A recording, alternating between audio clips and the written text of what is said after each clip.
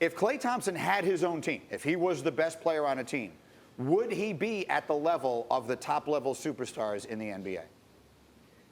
He would not. And I love Amin. I actually saw him yesterday, and I disagree with his take. And I understand where he's going with the Reggie Miller comparison. He's thinking about a three-point shooter. And I love Reggie. I played with him 6 years. I consider him like a big brother. But the difference between Reggie and James Harden is he was never considered the most valuable player of the league. So when you say Klay can have his own squad and win division titles, that's more of a different scenario versus will he be one of the best players in the game, driving his team to be a contender, a la what Russell Westbrook is asked to do. So I don't think he's that caliber of player, but he is a terrific all-NBA caliber performer in the Golden State Warriors system. You guys agree?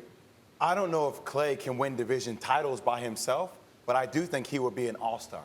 I think he would be a legitimate all-star. He's an all-star for the rest anyway, of his. actually, I know, right? but I'm saying on Yeah. another team where he's the primary focus of every scouting report, I still think his game has room for improvement. I don't think he gets a chance to do as much as he could because of playing with KD and playing with Steph. But he's like the best two-way shooting guard, I think, that we have right now in the NBA. I don't think that he's the same player when he's not on the Warriors, but I do wonder, what are the Warriors without Klay Thompson? I think we forget about him so often, and in so many ways, he comes out and has that game when it's necessary. But that's the other side of the argument, which is that sometimes we forget about him because 100%. sometimes he's somewhat forgettable on that team. And that's why I wonder, would he have games when you said it earlier this morning, to whom much is given, of whom much is expected. Like when you're the star of the team, if you're Russell Westbrook or LeBron James or Kevin Durant or one of those guys, you're expected to do it every single night.